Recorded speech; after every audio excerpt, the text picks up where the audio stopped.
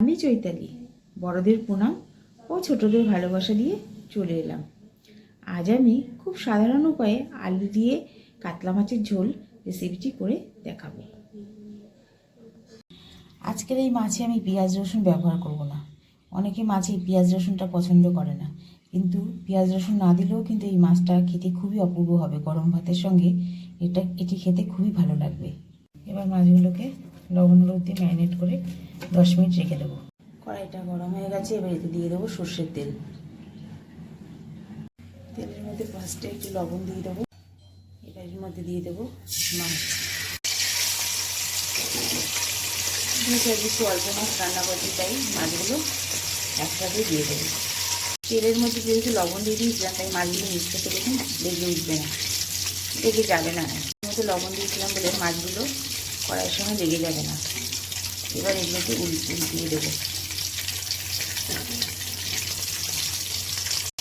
সব মাছগুলো উল্টিয়ে দিয়েছি। এবার এই পিঠগুলো একটু ভাজা করে নেবো। মাছগুলো দু পিঠ ভাজা হয়ে গেছে, এবার মাছগুলোকে তুলে নেবো। ভাজা ওই তেলের মধ্যে দিয়ে দেবো আলুগুলো। এরকম লাল করে ভেজে নিতে হবে আলুগুলো। ভাজার পরে সেই তেলের মধ্যে দিয়ে দেবো তেজপাতা, লঙ্কা, চিনি, এলাচ। একটু ভাজা ভাজা টমেটো, এবার একটু লবণ দিয়ে ঢাকা দিয়ে রাখবো। টমেটোগুলো নরম হয়ে গেছে। এবারে বাটা আদা, কাঁচা লঙ্কা, ধনের গুঁড়ো, জিরের গুঁড়ো এর মধ্যে একসঙ্গে দিয়ে পেস্ট করে নিয়ে সেটা দিয়ে দিলাম। হলুদ, লবণ, কাশ্মীরি লঙ্কার গুঁড়ো। এবার মশলাটা কষবো যতক্ষণ তেল না ছেড়ে আসে। মশলাটা এরকম কষে এসেছে, তেল ছেড়ে এসেছে। এবার দিয়ে দেবো জল, মধ্যে নর্মাল জল, কোনো গরম জল নয়। একটু ফুটে আসলে এর মধ্যে মাছগুলো আর আলুগুলো দিয়ে দেবো। এবার এতে মাছগুলো দিয়ে দিচ্ছি,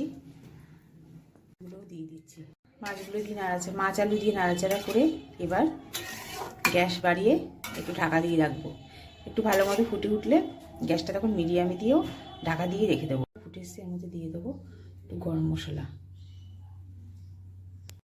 গরম মশলাগুলো একটু মিশিয়ে দেবো। এবার ধনে পাতা দিয়ে গ্যাস বন্ধ করে 5 মিনিট রেখে দেবো। দিয়ে দিয়েছি। এবার গ্যাস বন্ধ করে ঢাকা দিয়ে 5 মিনিট রেখে দেবো। কাতলা মাছ দিয়ে আলুর ঝোল হয়ে গেছে। খুব সাধারণ ঘরোয়া মশলা দিয়ে আলু দিয়ে কাতলা মাছের ঝোল আমার রেডি। আবার হাজির হব নতুন কোনো রান্নার রেসিপি নিয়ে।